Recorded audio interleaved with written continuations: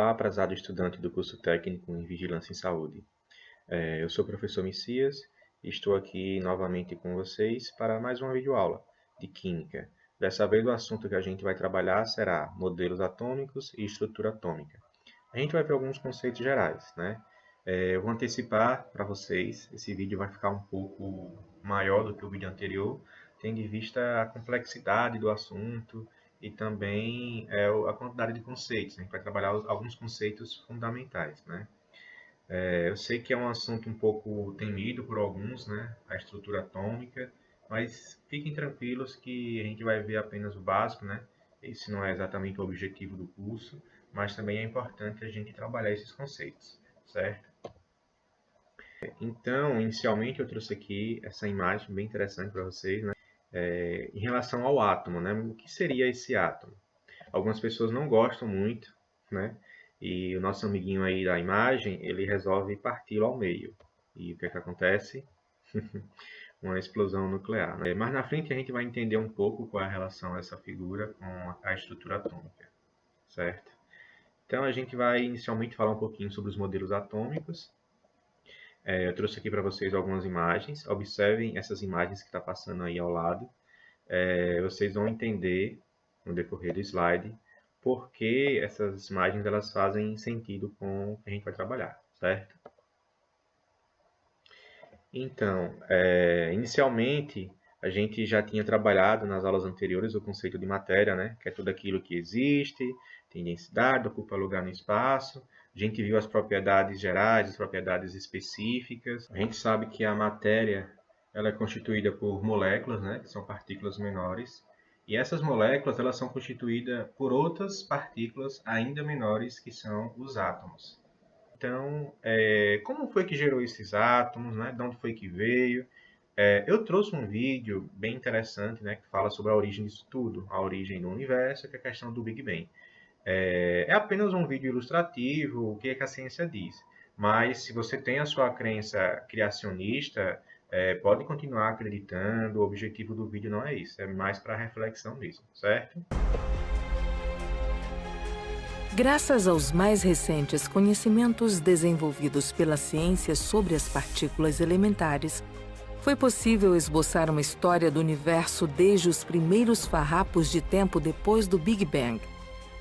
Imediatamente após a grande explosão, durante um tempo muitíssimo mais breve que um piscar de olhos, o universo nascente se lança uma frenética expansão exponencial denominada inflação. No fim do período inflacionário, a energia do vazio gera um caldo de quarks, elétrons, neutrinos, fótons e suas antipartículas. O nascimento dos nêutrons e dos prótons, no instante seguinte, determina a combinação química do universo. No fim do terceiro minuto, com o surgimento de núcleos de hidrogênio e de hélio, 98% da massa do universo se havia constituído. Depois de 380 mil anos, os átomos de hidrogênio e de hélio nascem da união dos elétrons com os núcleos de hidrogênio e de hélio. A partir daí, o universo dispõe de materiais para fabricar galáxias e estrelas. Quando refletimos sobre o surgimento do universo e sua expansão, nos recordamos que nós, seres humanos, somos apenas poeira de estrelas. Pronto, vocês viram o vídeo, né? Como foi que gerou a questão do espaço, o universo, né? Devido ao Big Bang, essa poeira cósmica, né? Que veio das estrelas, deu origem aos planetas, a gente, tudo que existe. Seria basicamente isso, né? Mas com relação à estrutura atômica, a curiosidade em estudar os átomos, não é algo recente, né?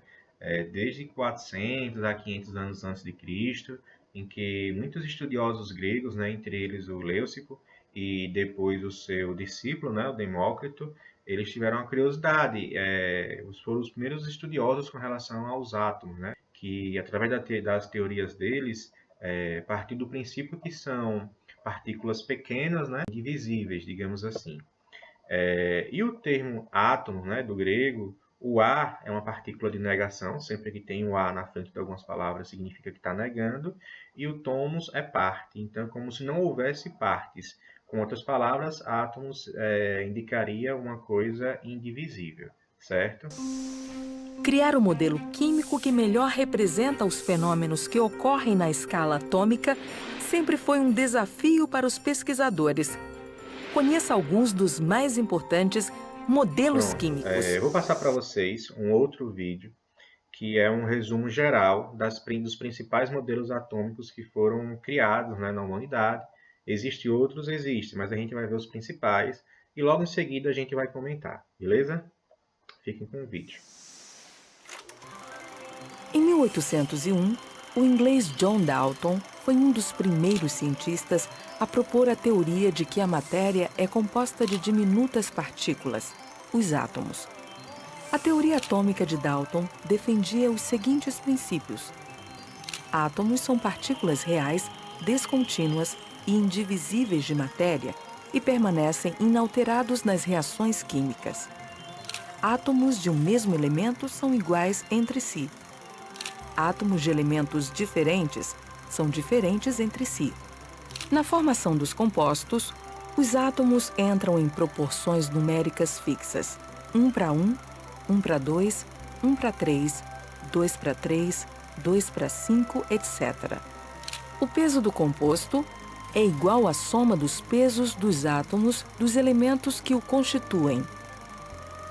Quase 100 anos mais tarde, o escocês Charles Thomson desenvolveu um método de tornar visível a trajetória das partículas através da condensação do vapor de água. A câmara de Wilson, ou câmara de nuvens, foi muito importante em experiências para determinar a carga elétrica do elétron e, por isso, lhe rendeu o Prêmio Nobel de Física em 1927. No início do século XX, o neozelandês Ernest Rutherford, ainda em início de carreira, provou que a radioatividade causa a transmutação de um elemento químico em outro e também distinguiu e nomeou as radiações alfa e beta. Por suas descobertas, recebeu o Prêmio Nobel de Química em 1908. Suas experiências inspiraram muitos outros cientistas e conduziram à descoberta dos meios de obtenção de energia nuclear. Tais fatos levaram a que Rutherford fosse considerado como o fundador da física nuclear. Em 1922, o dinamarquês Niels Bohr recebeu o Nobel de Física por conta da sua contribuição no campo da física teórica. A partir do seu estudo do núcleo atômico, desenvolveu o modelo de núcleo em forma de gota de água, que revelou-se muito favorável para a interpretação do fenômeno da fissão do urânio, abrindo caminho para a utilização da energia nuclear. Já o físico Arnold Sommerfeld foi um grande teórico e, além de suas valiosas contribuições à teoria quântica, trabalhou em outros campos da física, tais como a teoria clássica do eletromagnetismo. Foi um dos fundadores da mecânica quântica e suas contribuições matemáticas à teoria da relatividade restrita de Albert Einstein ajudaram seu reconhecimento pelos mais céticos. Nascido na Alemanha em 1942, o físico Hagen Kleiner completou em junho de 2013 72 anos de vida dedicados à física. Em seu site estão listadas 22 teorias defendidas por ele. Já publicou 11 livros e mais de 400 artigos científicos, o que nos mostra que ainda estamos longe de conhecer a estrutura das partículas e o funcionamento do universo. Pronto, pessoal. A gente já assistiu esse videozinho, ele é bem interessante. Agora a gente vai, né, relembrar e focar no básico, no essencial para a nossa disciplina nesse momento, né? Entre as primeiras teorias, né, entre os primeiros modelos atômicos mais conhecidos, destaca-se o de Dalton, né, lá no século XIX, no início do século XIX, melhor dizendo, em que, através de algumas leis, através de alguns estudos, principalmente de Lavoisier, ele chegou a algumas conclusões, né, que o átomo ele tem esse formato esférico, né, é maciço, é neutro e indivisível. Essa teoria de Dalton ficou conhecida como o modelo da bola de bilhar, né? uma bola de sinuca. Por quê? Porque é esférico, é maciço, ou seja, é rígido. A teoria de Dalton diz que o átomo era uma esfera indivisível, maciça, homogênea, de massa e volume variando de acordo com cada elemento. Ou seja, cada elemento químico tinha sua massa e seu volume de acordo com suas propriedades, mas no geral era isso: formato esférico, neutro e maciço, indivisível também, certo? Depois de algum tempo, né, quase 90 anos depois, surgiu o modelo atômico de Thomson. Ele já traz uma ideia de que o átomo ele tem alguns aspectos relacionados à carga elétrica, né?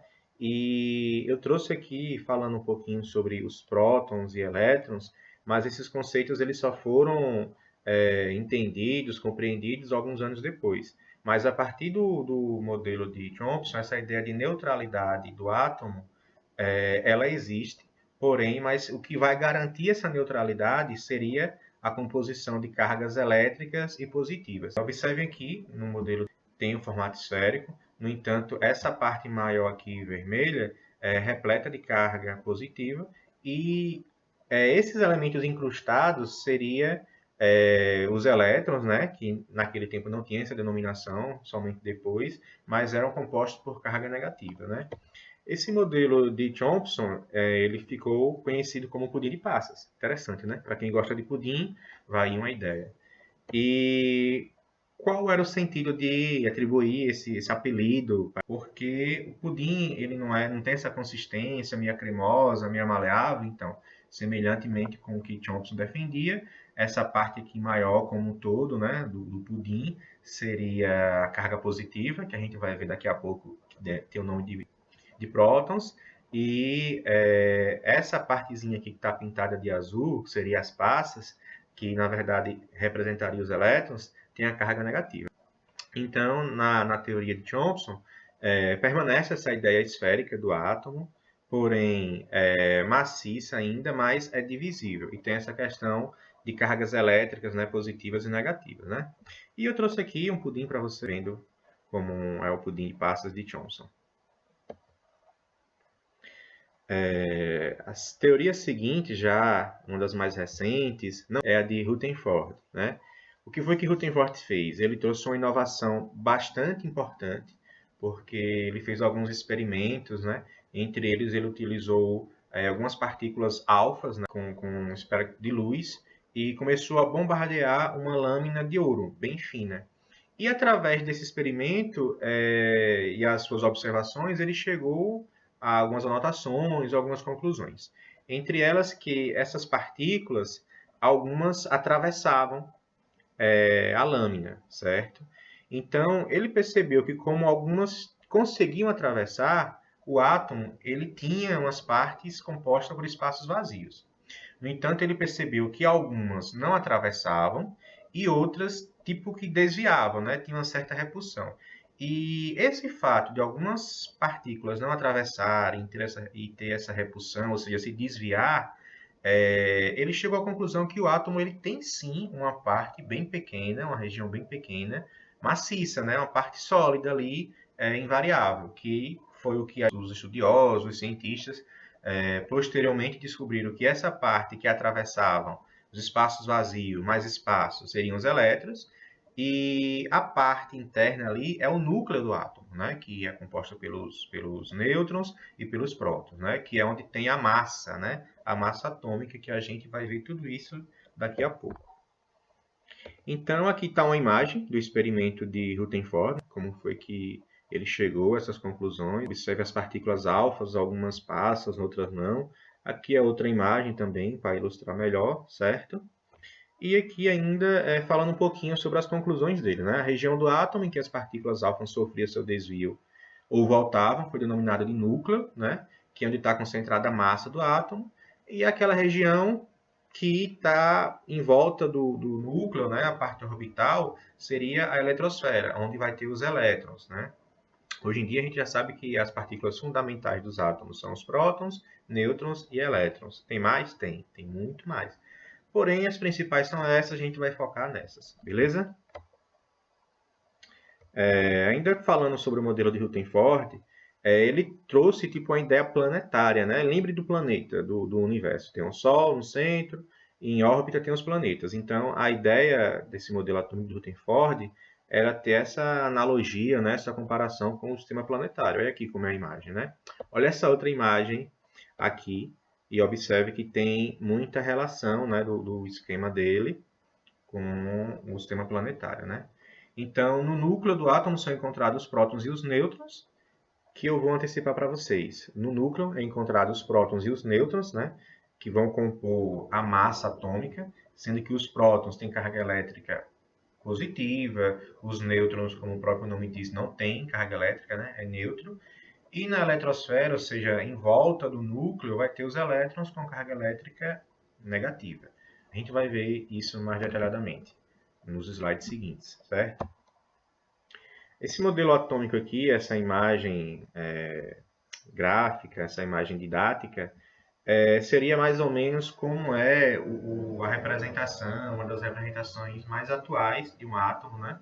Em que no centro a gente observa ainda o núcleo, com os prótons e os nêutrons que eu falei, e ao redor, tanto de maneira circular ou elíptica, fica os elétrons, né?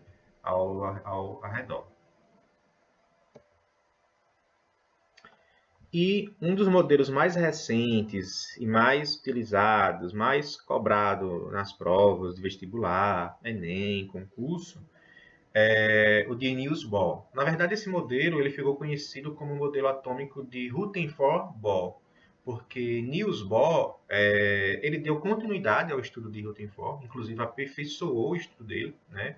E trouxe algumas conclusões novas, né? Entre elas que os elétrons eles movimentam-se ao redor do núcleo em trajetórias circulares, chamadas de camadas em níveis. A gente vai ver daqui a pouco quais são essas 7 camadas, né? Quais são esses 7 níveis de energia que Bohr propôs. Um elétron pode passar de um nível para o outro, né? Quanto mais distante o elétron tiver do núcleo, maior é a sua energia. Quanto mais próximo, a energia é menor. Então, esse elétron ele pode migrar de uma camada, de um nível para o outro, devido a um estado de excitação, um estímulo que vai acontecer uma reação química, né? E seria basicamente isso, né? Aqui está um modelo do núcleo com as suas camadas. E, de acordo com Bohr, essas camadas são 7, né? Também chamada de níveis de energia. E inicia com a letra K, né? Aí K, L, M, N, O, P, Q, né? Com cada um com seu nível. Por exemplo, a camada P é o nível 6, a camada L é o nível 2. E cada camada dessa vai comportar determinada quantidade de elétrons, né? Por exemplo, na camada K, vai ter no máximo 2 elétrons. Na camada L, 8. Camada M, 18. Camada N, 32. E assim por diante. Além desses níveis de energia, ele também especificou alguns subníveis que a gente vai ver logo em seguida, né? Daqui a pouquinho. Então, um dos diferenciais do modelo de Bohr, né, da contribuição que Bohr trouxe sobre essa questão do modelo atômico, é que o elétron, né, ele pode absorver energia e migrar de uma camada para outra, né? Da mesma forma que ele também pode perder a energia, né, liberar essa energia e retornar para a camada inicial com a camada intermediária. Aqui são algumas representações didáticas, né, desse modelo de Rutherford-Bohr, né, em qual Bohr trouxe essas 7 camadas, esses 7 níveis de energias. E essa outra imagem seria uma representação, né, mais completa, que a gente observa aqui no centro do núcleo, sendo composto pelos prótons e nêutrons, né, e cada camada com sua respectiva quantidade de elétrons. Né? A primeira camada, quem é? É a camada K. Quantos elétrons? 2. Observa aí. 1, 2. A camada L pode ter no máximo quantos elétrons? 8, né? Vamos contar, ver se tem 8 mesmo. 1, 2, 3, 4, 5, 6, 7, 8. E assim sucessivamente. Algo interessante da contribuição do modelo de Bohr é que ele fez alguns experimentos, algumas descobertas sobre espectros atômicos e, consequentemente, descobriu porquê da existência de luzes diferentes de acordo com cada elemento, né? Então, esses elementos químicos conforme ele vai ganhando energia, né? Esses elétrons, melhor dizendo, conforme ele forem ganhando ou perdendo energia, vai liberando essa energia na forma de luz. E cada elemento tem uma cor diferente, né? Como a gente pode observar aqui, né? No caso dessa primeira imagem, o sódio, a queima do sódio, a chama fica amarelada, né? O potássio, essa coloração mais roxa, o estrôncio, uma coloração mais avermelhada, né? A gente olha aqui em cima, embaixo é a chama já que tinha antes, em cima a gente vê a cor vermelha. O bário tem uma coloração mais esverdeada, né? Essa tabelinha aqui, ela tem outros exemplos, e com base nisso, né, nesses resultados, a gente entende por que, por exemplo, os fogos de artifício são tão coloridos assim, né? Tem luzes de todo tipo, certo?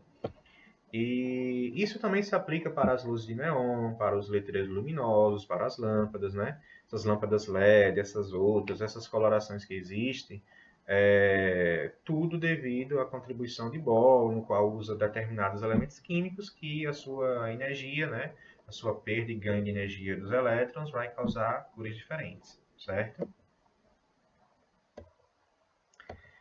Aqui ainda falando sobre os níveis energéticos, né, os níveis de energia, as camadas, e aqui os subníveis de energia que Bohr propôs, né, que são os subníveis, né, enquanto nós temos 7 níveis, né, ou camadas, os subníveis são 4, né, subnível S, subnível P, subnível D e subnível F. E da mesma forma que os níveis, né, que as camadas têm a sua quantidade de elétrons por camada, os subníveis também têm o seu número máximo de elétrons que ele vai comportar, certo? Bem, ainda falando sobre a distribuição elétrica proposta por Bohr, nessa imagem nós observamos os 7 níveis de energia, né, também chamado de camadas. Conforme a legenda, observamos que esse número da frente é o nível, essa letrinha ao lado é o subnível, e o número que está na forma de expoente é o número máximo de elétrons de cada subnível, digamos assim. E observe, de acordo com as flechas, que o sentido dessa distribuição ocorre na diagonal, né? Trouxe aqui uma colinha para a gente, né? A tabela com esses níveis. A camada K é o nível 1. A gente observa que só pode ter no máximo 2 elétrons, né, na sua camada. E como observamos aqui, ele só tem um subnível, que é o subnível S, com 2. Aí é só seguir essa sequência, certo? Como exemplo, eu trouxe aqui um elemento sódio, né, da tabela periódica, e a gente pode fazer a distribuição desse elemento, certo? Eu vou antecipar para vocês algo que eu ia falar daqui a pouco. A representação de um elétron ocorre de acordo com a sua sigla. No caso aqui do sódio, a sigla é Na. Muitos desses nomes é em latim, por isso nem sempre é a inicial do nome. No caso aqui é Sa. E na tabela periódica, por padrão, vai ter o número atômico. No caso aqui é 11. E esse número aqui maior é a massa atômica, né? E muitas vezes o que é que acontece na tabela redonda? Para não ficar 22.990, a redonda ficaria 23. Mas essa distribuição eletrônica aqui, o que vai interessar para a gente é o número atômico, certo? Então, é só fazer a distribuição normal. Né? Na camada K, vai ter quantos elétrons? 2, né? Camada seguinte, camada L, vai ter quantos elétrons? 8. Lembrando que a camada L vai ter 2 subníveis. No subnível S é 2, no subnível P é 6. Somando 6 com 2, 8. Então, a camada L, 8. Aí já tem 10, só está faltando 1. Então, próxima camada, camada M. Apesar dela suportar 18 elétrons, a gente só vai colocar 1 porque é o que esse elemento aqui, o que esse átomo oferece para a gente. Só tem 11. 11 é o seu número atômico, é a quantidade de prótons que a gente vai ver ainda daqui a pouquinho. Então, nesse caso, 2 mais 8, 10, com 1, 11. Encerrou aqui a distribuição elétrica né, do sódio, beleza? Bem, agora a gente vai aprofundar um pouco mais essa discussão sobre a estrutura atômica, né? O que é que os átomos oferecem, o que é que os átomos têm em sua estrutura. É o que a gente vai ver agora, certo? Apesar da gente já ter antecipado essa discussão sobre os nêutrons, né? Ele só foi descoberto, só foi aprofundado mesmo na década de 1930, né? O Chadwick, através de algumas experiências radioativas que ele fez. Mas a gente observa aqui nessa ilustração que é basicamente a mesma imagem que vimos anteriormente, né? O núcleo, quem é que compõe o núcleo dos átomos? Os prótons e os nêutrons. Observem que os prótons ele tem carga elétrica positiva, os nêutrons não têm carga elétrica, né? É zero, digamos assim. E ao redor do núcleo, na eletrosfera, vai ter quem? Os elétrons, cuja carga elétrica é negativa. Observe que uma das representações é colocar o E com um sinalzinho de menos aqui em cima, indicando que é elétron. O P, a sigla P é referente a próton e a sigla N é referente a nêutron. Vamos se atentar a essas siglas porque elas vão ser bastante úteis para a gente, né? A sigla A é a massa atômica, certo? E quem é que vai determinar a massa atômica de um átomo? Vai ser justamente o próton, os prótons e os nêutrons, porque eles é que têm uma carga, tem uma massa, né? Uma massa relativa, enquanto que o elétron é bem pouquinho comparado a eles dois. Tudo isso a gente vai ver daqui a pouquinho. Vou passar para vocês um pequeno vídeo agora, para ilustrar melhor, né, a representação gráfica de um átomo, e em seguida a gente continua com essa discussão, certo? O número atômico, simbolizado pela letra Z, é o mesmo número de prótons encontrados no núcleo de um átomo.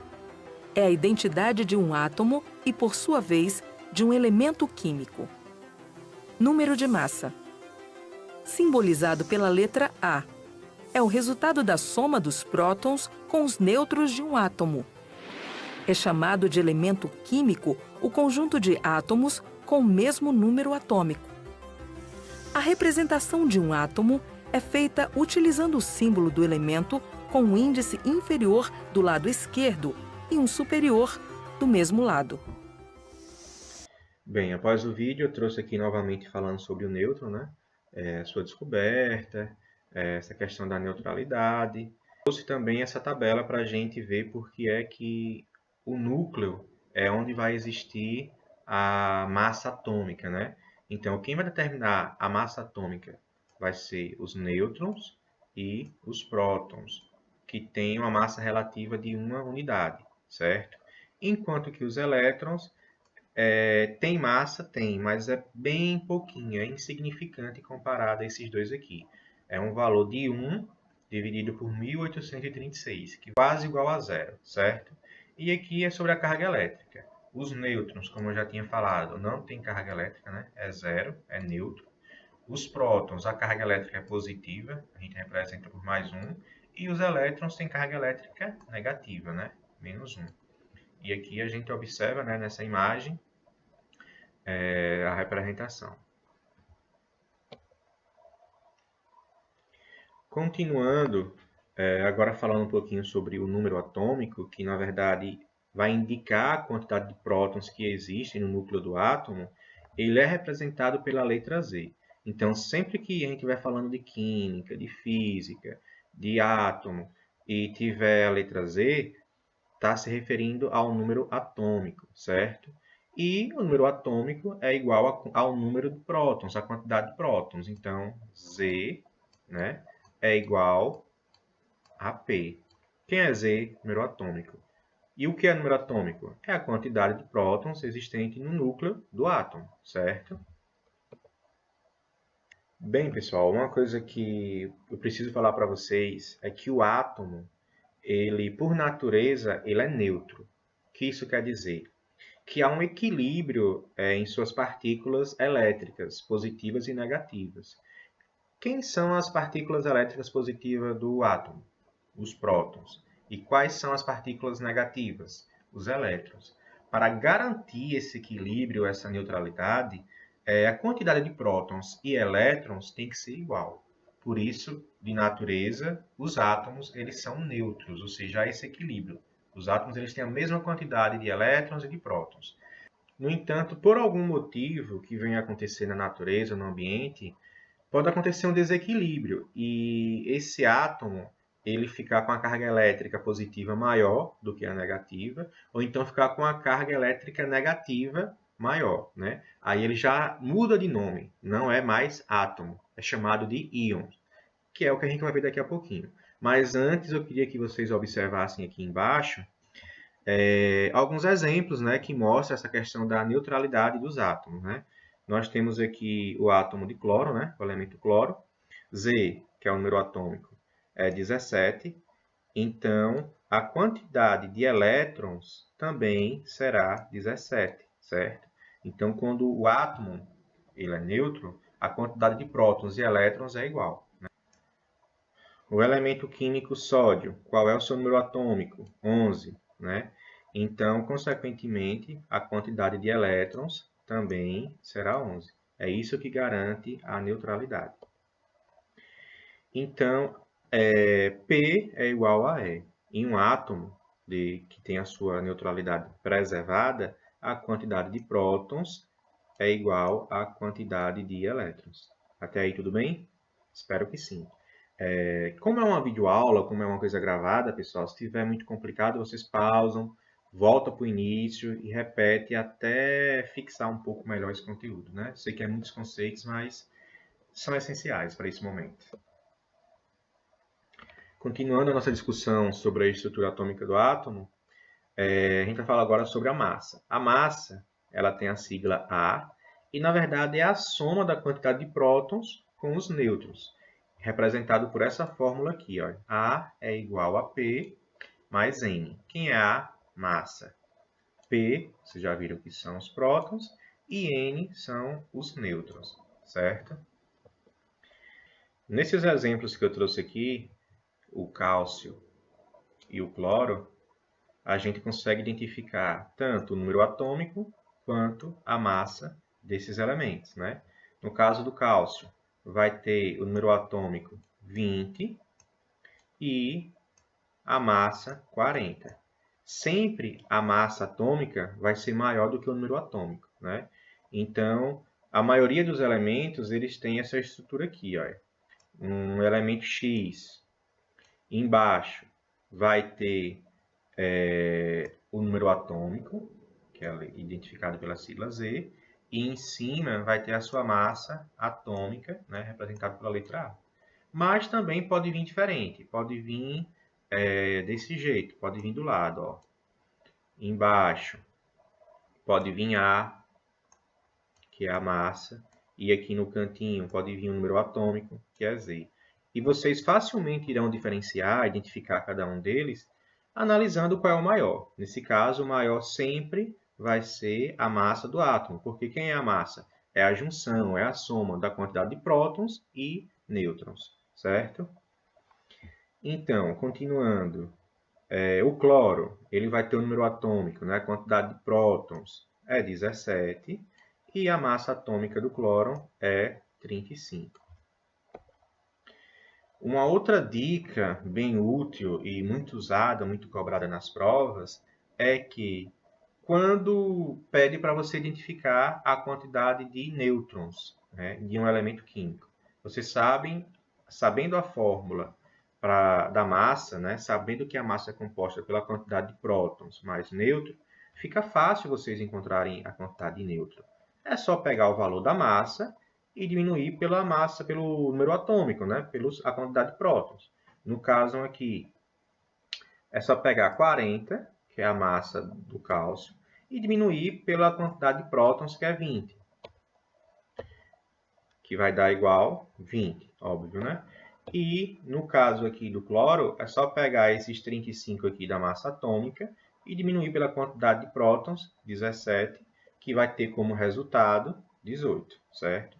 Então, tem uma atençãozinha especial nisso aqui, que quando tiver uma questão que pede para você identificar, encontrar a quantidade de nêutrons, é só você diminuir A menos E, ou seja, a massa menos o número atômico. Lembrando que o número atômico quem é? A quantidade de prótons.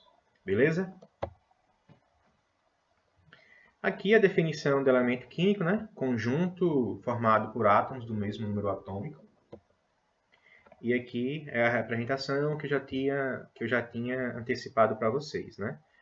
Como exemplo aqui, nós temos o Na, que é o sódio, né? Cuja massa atômica é 23 e número atômico é 11. Então, a gente já pode identificar P. Quem é P? É a mesma coisa que o número atômico, né? Os prótons é a quantidade de prótons que vai resultar no número atômico do átomo. O N, vocês não têm aqui, mas tem a massa, que é 23. Então, é só fazer o quê? Vai pegar 23 menos 11 e, como resultado, é 12, certo? 12 nêutrons. Se tivesse pedindo a quantidade de elétrons aqui, é fácil. A gente viu anteriormente que em um átomo, devido à sua neutralidade, P é igual a E, ou seja, a quantidade de prótons e elétrons são iguais, certo? Bem, eu trouxe aqui um pequeno exercício que pede para identificar a quantidade de prótons, nêutrons e elétrons nesse átomo aqui, representado por Mn, com 55 em cima e 25 embaixo, né? Vocês têm que saber como é feita essa representação do átomo, o que é que significa essa sigla e esses números, né? O Mn eu sei que nem todo mundo vai decorar, eu mesmo tenho dificuldade, por isso que é sempre bom consultar a tabela periódica. Vai ser manganês, né? É o elemento manganês. E esse átomo, a gente sabe que o número maior, independente dele ficar em cima ou embaixo, vai ser sempre a massa atômica. E o segundo número, no caso, seria o número atômico, que é a quantidade de prótons. Então, a gente já pode colocar aqui, ó, P, que é a quantidade de prótons, vai ser 25, certo?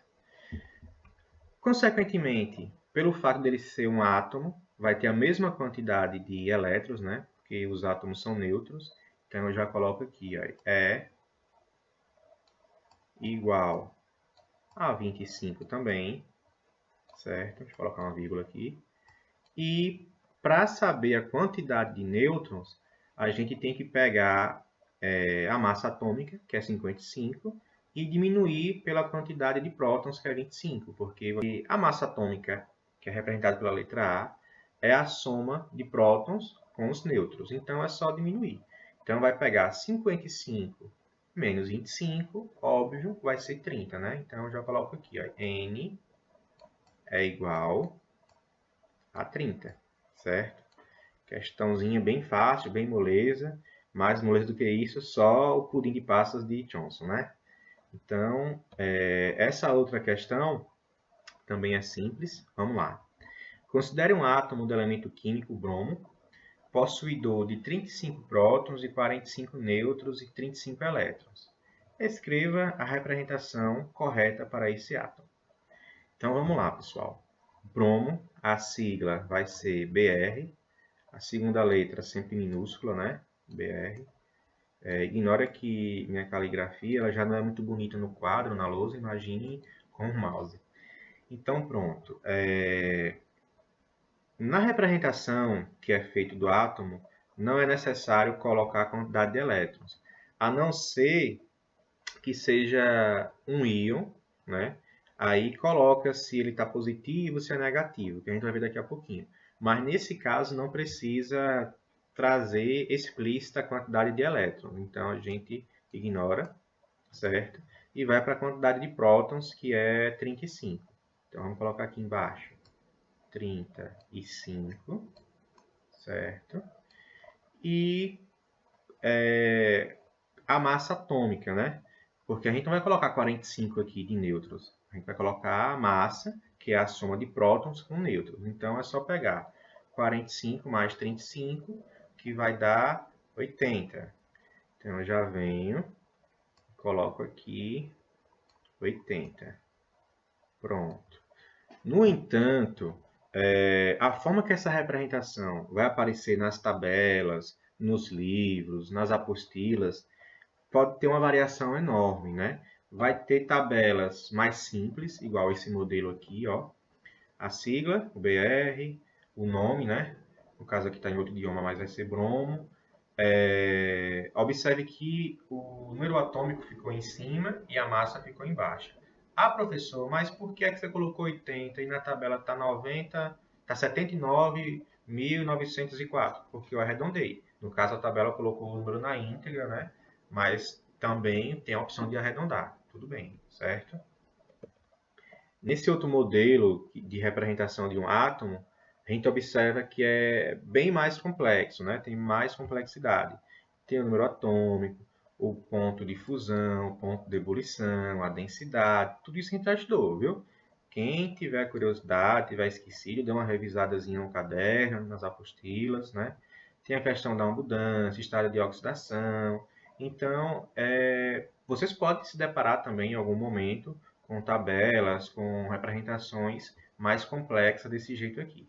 Mas a maioria é simples, né? Só tem a sigla, o nome, a massa atômica e o número atômico, certo? Bem, a gente já falou sobre os átomos, né? E a sua estrutura neutra, ou seja, tem a mesma quantidade de elétrons e prótons. Agora a gente vai ver como é que esses átomos eles são denominados quando não tem a mesma quantidade de carga elétrica, né? Ou seja, quando o número de prótons e nêutrons são diferentes. Então eles mudam o nome, né? Não são mais chamados de átomos, são chamados de íons, que é a espécie química que apresenta o número de prótons diferente do número de elétrons. Pessoal, uma coisa que vocês têm que memorizar é que a quantidade de prótons e de nêutrons são invariáveis. Elas formam um núcleo, né? Então, nunca se altera a quantidade de prótons e nêutrons. A não ser que a pessoa faça uma bomba nuclear, uma explosão, que vocês viram lá naquela imagem no início, mas não é um caso. Então, os prótons e os nêutrons são invariáveis. O que vai mudar vai ser a quantidade de elétrons, que fica ao redor do núcleo, né, na eletrosfera. Então, o que vai determinar se está com maior carga elétrica ou menor carga elétrica, mais positivo ou menos negativo, é a quantidade de elétrons, certo? Então, quando esses íons, ou seja, quando esses átomos que sofreram mudanças na quantidade de carga elétrica negativa forem positivos, ou seja, tiver mais quantidade de prótons, eles recebem o nome de cátions. E se tiver a carga elétrica negativa, recebe o nome de ânions. Beleza? Íons positivos chama-se cátions. Íons negativos chama-se ânions. Certo? Os cátions, que são os íons positivos, como é que ele acontece? Aqui a gente tem um exemplo do magnésio, né? Que ele tem o seu número atômico 12, ou seja, o número atômico é igual à quantidade de prótons, então ele tem 12 prótons. O átomo magnésio, ele é neutro, então a mesma quantidade de prótons é de elétrons, 12 e 12. A representação aqui, o símbolo de mais e o símbolo de menos, quando faz o balanceamento, a gente vê que a carga elétrica é neutra, é zero. No entanto, numa suposição, por algum motivo, alguma reação, alguma excitação fez com que esse átomo de magnésio perdesse 2 elétrons, aí ele vai ficar positivo. Ah, professor, mas está perdendo. Vai ficar positivo? Vai, porque ele está perdendo a carga elétrica negativa. Ele não está perdendo prótons, está perdendo carga elétrica negativa, que são os elétrons. Então, vai ficar menos carga elétrica negativa do que a positiva, né? Olha aqui. Digamos se ele perdeu 2. Então, os prótons continuam sendo 12, no entanto, a quantidade de elétrons é menos 10. Ficou com um saldo de mais 2, então é um cátion, ou seja, é um íon positivo, certo? E ele vai ser representado dessa forma aqui. Ó. Se tivesse perdido somente 1, colocaria a cruzinha de mais. Mas como perdeu 2 com algo bivalente, coloca 2 pequenininho, mais o símbolo de mais. Às vezes, esse símbolo pode vir também antes do número 2, né? Vai depender da tabela, do livro, mas a regra básica é essa. Trouxe aqui um outro esquema para facilitar a compreensão, né? No caso aqui do sódio, que foi retirado um elétron, né? Ele sendo um átomo nêutron, a gente observa que a quantidade de prótons e elétrons é igual, 11 e 11. E se retirar um, né, ele vai deixar de ser um átomo, vai virar um cátion, ou seja, um íon positivo, que tem uma carga elétrica de mais um. Aí nesse caso aqui, só colocou a cruzinha porque é 1. Se fosse 2, colocaria mais 2. Se tivesse perdido 3 elétrons, mais 3, assim por diante, certo? Então, pessoal, dando continuidade, acontece exatamente igual com os ânions, ou seja, com os íons negativos. Como a gente pode observar aqui nesse exemplo aqui do flúor, em que tem o seu número atômico 9, ele, em sua neutralidade, né, sendo um átomo, tem a mesma quantidade de elétrons e prótons. Com isso, a carga elétrica total vai ser neutra, vai ser zerada. Mas a partir do momento que esse flúor ganhar elétrons, né, devido ao fato dos elétrons ser negativo, ele vai ficar com a carga maior de elétrons. Então, ele vai ficar com saldo negativo, certo? Como a gente observa aqui, de menos 1. Então, por isso que o átomo de flúor a gente representa desse jeito, e quando for um íon, né, no caso um ânion, porque está sendo negativo, ele ganhou elétron, e por isso ficou negativo, com saldo negativo, ele é representado dessa outra forma aqui, com o sinalzinho de menos. Por que somente o sinal de menos? Porque nesse exemplo só foi um elétron ganho. Se tivesse ganhado 2, que fosse 11, por exemplo, seria menos 2. E assim sucessivamente, certo? Também trouxe aqui um outro exemplo, né, do cloro. Ele, com a sua forma neutra de átomo, a quantidade de prótons e elétrons são iguais. Porém, a partir do momento que ele ganha elétron, né, no caso aqui aumentou 1, ficou com 18, ficou com a carga negativa. E, consequentemente, sua representação também muda, tem que ficar desse jeito, certo? E agora, chegando na última etapa do vídeo, a gente vai trabalhar um pouquinho sobre as semelhanças atômicas. A gente vai ver um pouco sobre os processos de isotopia, isobaria e isonomia, né? Tem a ver com a quantidade de prótons, de massas e nêutrons nos átomos. O primeiro que a gente vai trabalhar vai ser os isótopos, né? No entanto, eu vou mostrar para vocês um pequeno vídeo para facilitar um pouco a dinâmica da apresentação. Os grupos de átomos se diferenciam por algumas características. São elas: a isotopia, fenômeno segundo o qual átomos de um mesmo elemento que apresentam o mesmo número atômico e diferentes números de massa. Então, pessoal, vocês viram no vídeo que os isótopos são átomos que apresentam o mesmo número atômico, né? Por pertencerem ao mesmo elemento químico. Ou seja, é o mesmo elemento químico, porém tem massa diferente. O número atômico é invariável, porque se mudar o número atômico, devido ao número atômico ser a identidade do átomo, digamos assim, se mudar, ele já não vai ser o mesmo elemento, vai ser outro. Então, é o mesmo elemento com um número de massa diferente. Tem vários elementos na natureza que acontece essa isotopia. No caso aqui do carbono, eu trouxe aqui essa tabela que o carbono, ó, só observe que o número atômico está sempre igual, né? 6, 6 e 6. Porém, a massa, né? A massa desse átomo está variando. 12, 13, 14. O que existe maior quantidade na natureza é essa aqui, com a massa de 12, né? Com 98,89% de frequência, de abundância na natureza. Algo semelhante acontece com o oxigênio, né? Que apesar dele ter o número atômico 8, em algum momento ele pode ter a massa atômica 16, 17, 18. Também com 16, a massa atômica é a quantidade mais abundante na natureza. E o potássio, representado pela letra K, observe que o número atômico está sendo invariável, está permanecendo sempre o mesmo, porém a massa atômica está mudando, certo? 39, 40, 41, certo? E também esse primeiro modelo é o que existe em maior abundância no ambiente. Outra característica dos grupos de átomos é a isobaria, um fenômeno segundo o qual átomos diferentes apresentam o mesmo número de massa. Além dos isótopos, existe uma outra categoria chamada de isóbaro, né? Se vocês estiverem observando, eu mudei a letra, né? Mudei a coloração do P para facilitar a memória. O que é P? Quantidade de prótons. E a quantidade de prótons vai resultar em quê? No número atômico. Então é só se atentar a isso. P de prótons. No caso dos isóbaros, eu pintei aqui a letra A de vermelho, porque o A representa a massa, né? E é justamente isso. Os átomos isóbaros, eles apresentam diferentes números atômicos, porém a mesma massa. Nesse caso aqui, não é mais o mesmo elemento, não é mais o mesmo átomo. São átomos diferentes, por isso que tem o número atômico diferente.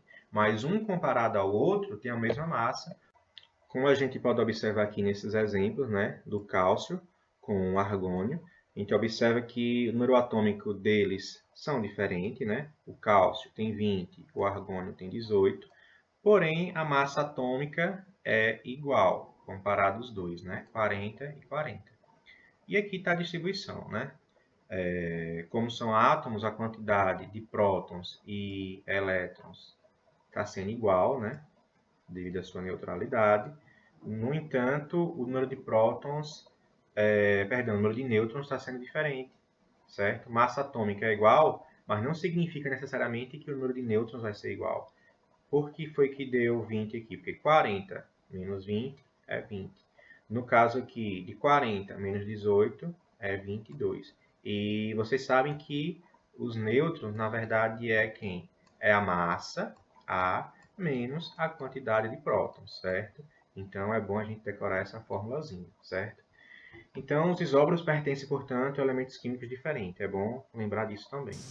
Temos ainda a isotonia, que é o fenômeno segundo o qual átomos diferentes têm o mesmo número de nêutrons. Pronto, com o vídeo ficou mais fácil de vocês assimilarem. Inclusive, eu coloquei aqui o N na letra vermelha para indicar que está relacionado ao número de nêutrons, né?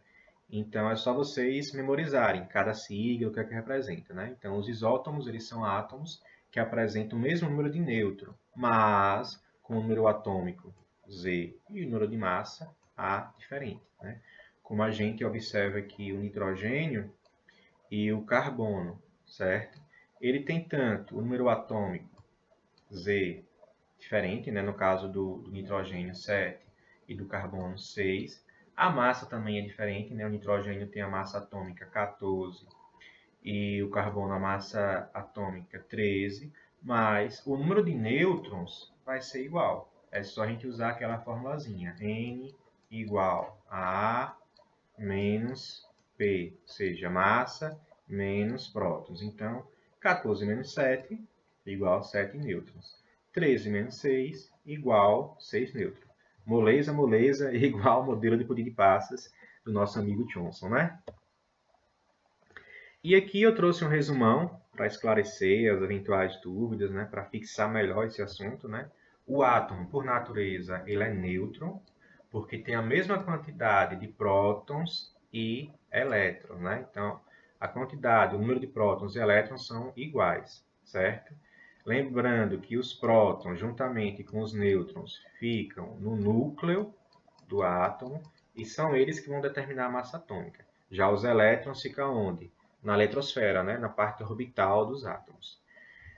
Apesar dos átomos serem neutros, por algum motivo, alguma reação química, eles podem tanto perder elétrons ou receber elétrons. E quando tem essa mudança, esse desequilíbrio da carga elétrica, eles não recebem mais o nome de átomo, e sim de íons, né? Então, quando a carga elétrica for positiva, vai ser chamado de cátion, e quando o íon for negativo, vai ser chamado de ânion, certo? E aqui são os processos de semelhanças que podem existir entre esses átomos, né? A questão dos isótopos, isóbaros e isótomos. É só a gente se atentar nas letrinhas aqui que eu pintei em vermelho, que facilita muito a compreensão. Beleza? E aqui eu trouxe alguns exercícios de fixação, também fáceis, mas que vão ajudar a gente fixar na memória tudo isso que foi discutido, né? Que foi muita coisa. Então, pessoal, a primeira questão é uma questãozinha teórica, né? Fácil, fácil, que pede para a gente relacionar o nome dos cientistas com os modelos atômicos aqui definidos. Às vezes, só pelo nome do cientista, a gente não lembra muito. Então, é interessante a gente ler primeiro a definição para dar aquele upgrade, né, aquela acordada no nosso cérebro. Então, vamos começar. De baixo para cima. Os elétrons giram em torno de seu núcleo em determinados orbitais. Né? A gente sabe que essa estrutura planetária, tanto Rutherford como Bohr trabalhou sobre elas. No entanto,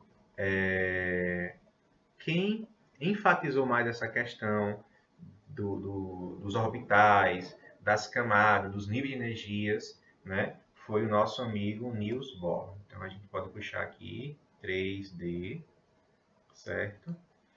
C. Aqui o pudim de passas, ó. Modelo semelhante a um pudim de passas, com carga positiva e negativas em igual número, que dá a questão da neutralidade. Quem trabalhou com isso foi o nosso amigo Thomson, né? Adorava um pudim. B. Átomos esféricos, maciços, indivisíveis. Né? O famoso modelo da bola de bilhar, né? A bola de sinuca, que foi nosso amigo Dalton, que trabalhou com esse modelo. Cuidado, é Dalton, não é a Dalton da novela da Carminha, não, certo? E só sobrou Rutherford com a descoberta do núcleo e seu tamanho relativo. Beleza? Então, aqui, para a gente encontrar a resposta, é só ver aqui. Ó. 1B, 2A, 3D e 4C. Né? 1B. Onde é que tem 1B aqui? Em lugar nenhum tem 1B, somente na alternativa C. Certo? E a gente vai continuar vendo as outras. Olha, 2A. Olha, 2A aqui. 3D. 3D apareceu aqui por último. E 4C apareceu aqui, né? Então, às vezes, é importante a gente ver tudo. Não é só porque encontrou um D que a gente já vai logo marcando, né? Se fosse um concurso, é bom a gente analisar as questões todas. Então, pessoal, próxima questão. Pede para identificar a quantidade de prótons, nêutrons e elétrons em cada íon. No entanto, eu acrescentei esse outro aqui, ó. Esse aqui não é um íon, é um átomo. Ele está neutro. É tanto que a gente observa que ele não tem aqui do lado nenhum sinal de positivo e negativo. Então, ele é um átomo, né? Mas os dois primeiros são íons. Esse primeiro, ele é um íon negativo. Então, ele é um ânion. E o segundo, ele é um íon positivo, né? Observe que tem um sinalzinho de mais. Então, ele é um cátion. Vamos para o primeiro, né? Pede para encontrar o número de prótons. Pessoal, esse 9 aqui é o número atômico. O número atômico é a quantidade de prótons. É exatamente igual. Então, eu já posso colocar aqui. P igual a 9. Eu vou deixar para fazer os nêutrons por último. Vamos logo para os elétrons, né? Então, eu coloco aqui E de elétron. Agora aqui, às vezes pode confundir a cabeça da gente, ó. É negativo. Se um íon ele é negativo, significa que ele recebeu mais elétrons e não perdeu. Porque o elétron é negativo, então a quantidade de elementos com carga elétrica negativa aumentou. Então a quantidade de elétron vai ser maior do que a quantidade de prótons. No caso, como só tem só o sinal de menos, indica que aumentou apenas um. Né? Então, a quantidade de elétrons aqui vai ser 10. Para a gente encontrar aqui a quantidade de nêutrons, é fácil. É só a gente lembrar daquela fórmula, né? Nêutron vai ser a massa, que é A, menos a quantidade de prótons, né? Que é P. Então, vai ficar, quem é a massa? A massa atômica, 19. 19 menos a quantidade de prótons, que é 9. Então, vai ficar como resultado 10. Então, nesse elemento aqui no flúor, o P9 é a quantidade de prótons, que também é igual ao número atômico. O E, que é a quantidade de elétrons, é 10. E a quantidade de nêutrons também é 10, certo? Vamos aqui para o próximo átomo, né? O ferro. A gente já sabe que ele vai ser um cátion, né? Porque está com carga positiva. Vamos seguir o mesmo esquema. Prótons vai ser 26, que é a mesma coisa do número atômico. Vamos pular nêutrons, vamos para os elétrons, né? E aqui é aquela mesma questão, né? Ele está com carga elétrica positiva de 2. Então, como os prótons e os nêutrons eles são fixos, eles não mudam, quem mudou foi os elétrons. No caso aqui ele perdeu 2 elétrons, ou seja, teve 2 partículas negativas a menos. Então ficou com saldo positivo. Então 26 menos 2 vai ser 24, certo? Então 24 elétrons nesse cátion. E para encontrar também o número de nêutrons, mesma regrinha. Massa menos próton. Quem é a massa? 26. Aliás, quem é a massa? 56. 56 menos 26 vai ser igual a 30. Então, a quantidade de nêutrons nesse átomo de ferro aqui vai ser 30, certo? E por último, nós temos aqui um átomo de carbono, que vai seguir a mesma regra. No caso aqui, ó, P, quantidade de prótons, 6. Elétrons vai ser igual, que aqui já não é um íon, né? Eu coloquei por último. É um átomo normal. Então, a quantidade de elétrons também vai ser 6, ela é nêutron, né? E a quantidade de nêutrons é só pegar a massa e diminuir pelo número atômico, pela quantidade de prótons, que vai ser igual a 12 menos 6, óbvio que é 6, certo? Parece ser difícil, mas não é. Talvez seja um pouco trabalhosa, beleza? Próxima questão é da Universidade do Rio de Janeiro, que diz o seguinte. Considere um átomo cujo número atômico é igual a 19. Então, eu já sei, vai Z, vou puxar para cá. Z é igual a 19. Que forma cátion monovalente. Então, eu já sei, se formou um cátion, ele é positivo. Né? Monovalente, então só é 1. Fosse bivalente, era 2. Então, ele perdeu 1 elétron. Eu coloco aqui somente o sinalzinho de mais, que é monovalente. Ao participar da reação química e tal. E apresenta 20 nêutrons. Então, a quantidade de nêutrons é 20. Certo? Os números de elétrons, prótons e massa desse cátion são, respectivamente. Pronto. Aqui a gente já encontrou o número atômico, que é a mesma quantidade de prótons. Já encontramos também a quantidade de nêutrons, só está faltando encontrar a quantidade de elétrons. Se está positivo, significa que perdeu o elétron, que o elétron é negativo, né? Então, a quantidade de elementos negativos diminuiu. E como é monovalente, só tem só uma cruzinha aqui, perdeu 1. Então, ao invés de 19, vai ser 18, certo? Ele quer, respectivamente, quer seguir a ordem de elétrons, prótons e a massa, certo? Então, elétron. Quantidade de elétron, 18. Onde é que tem 18? Nós temos 18 tanto aqui como aqui. 18 elétrons. Em sequência, prótons, a quantidade de prótons, né? A massa atômica, que a massa atômica é a mesma coisa da quantidade de prótons, que é 19. Então é só pegar a sequência. Todos têm 19, mas a gente vai se atentar nesses dois que a gente marcou, porque são os que provavelmente onde vai estar a resposta. E por último, a massa, que é... Nós encontramos, na verdade, não foi a massa, foi a quantidade de nêutrons. E para encontrar a massa, é só, né? Aqui é a regra da massa. A igual prótons mais N de nêutrons. Então, a gente já tem a quantidade de prótons e já tem a quantidade de nêutrons. É só somar. Vai ficar 19 mais 20. 19 a quantidade de prótons e 20 a quantidade de nêutrons. Vai ficar 39. Então, onde é que tem 39? Aqui, ó, tá vendo? Então, a resposta correta aqui seria a letra E. Então, pessoal, por último, nós temos essa questãozinha aqui. Não se assuste com o formato, né? Ela é simples. Talvez, para entender, dê um pouco de trabalho.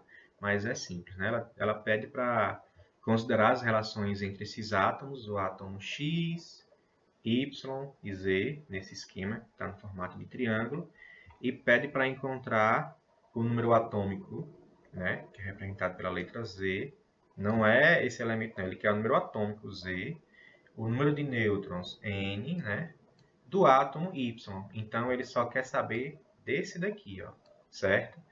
Esses aqui vão ajudar para a gente encontrar a resposta, mas a resposta aqui vai ser voltada a esse átomo que está identificado com a letra Y, certo? Então, o que é que a gente pode pensar aqui? Esse átomo, ele é isótono desse outro aqui, de X, certo? Lembre daquela regrinha que eu falei, ó, isótono. Vamos olhar aqui em N. Quem é N? Nêutrons. Então, ele tem a mesma quantidade de nêutron, certo? Então, Y e X têm a mesma quantidade de nêutrons. Então, a gente vai ter que encontrar a quantidade de nêutron que existe em X, porque em X a gente já consegue encontrar porque já tem o número atômico. Então, é só pegar aqui a fórmula, ó, N de nêutron igual a massa menos a quantidade de prótons, que vai ficar N igual, quem é a massa? 38, menos a quantidade de prótons, que é a mesma coisa do número atômico, 20, certo? Então, a quantidade de nêutrons desse átomo representado por X vai ser 18, certo? Então, eu já sei que a quantidade de nêutrons de Y também vai ser 18. Então, pessoal, após ter encontrado aqui o número de nêutrons desse átomo X, a gente vai conseguir encontrar o número atômico do átomo Y, certo? Como? É só pegar o 40 da massa e subtrair o número de nêutrons. Vai ficar 40 menos 18, 22, né? Então, o número atômico desse átomo representado pela letra Y seria 22. E é justamente o que ele pede. Ele só pede só o número atômico de Y, 22. E pede também o número de nêutrons de Y, que é 18, né? Então, ó, a resposta aqui desse átomo Y. Número atômico, Z, igual 22. E o número de nêutrons, igual 18, certo? Parece difícil, mas não é. Então, essa foi a nossa última questão. Espero que vocês tenham gostado do vídeo. Ficou um pouco longo, eu sei, mas é aquela questão. Ficou um conceito aí que não deu para entender direito, volta, dá o play de novo, vocês podem assistir quantas vezes vocês quiserem. Aconselho também a pesquisar no YouTube outros vídeos que com certeza vai estar bem melhor do que esse e vai facilitar a compreensão de vocês, né? O objetivo foi discutir os conceitos básicos dos modelos atômicos, da estrutura atômica e fazer essas questõezinhas, né? Então, o próximo passo vai ser enviar junto com esse vídeo um link com algumas questões, né? E também, nessa mesma semana, a gente vai estar discutindo sobre o nosso trabalho. Então, pessoal, se cuidem, fiquem em casa, usem máscara, né? Esse bonequinho, eu não sei se ele parece comigo, mas observe que ele está de máscara aí. E até mais. Tchau, tchau.